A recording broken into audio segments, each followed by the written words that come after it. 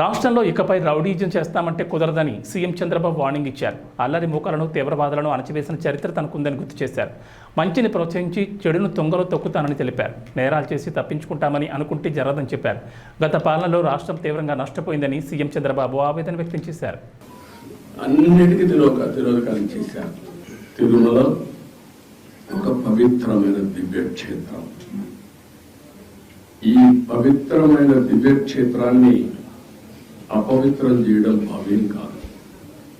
తెల్లవారుజామున 3 గంటలకు సుప్రభాత దర్శనానికి వస్తే వైకుంఠం అంటే మనకు తెలియదు, పుస్తకాలను చదువుతాం.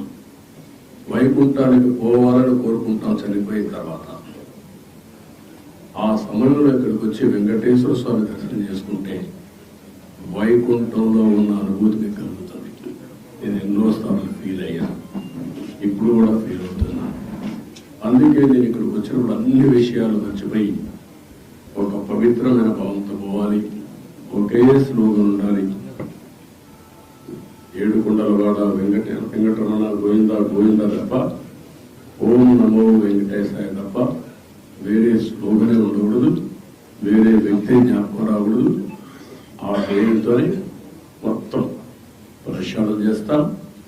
మళ్ళీ భారతదేశం కాకుండా ప్రపంచం మొత్తం అభినందించే విధంగా ఈ టీజీని తీర్చిదిద్దామని తెలియజేసుకుంటూ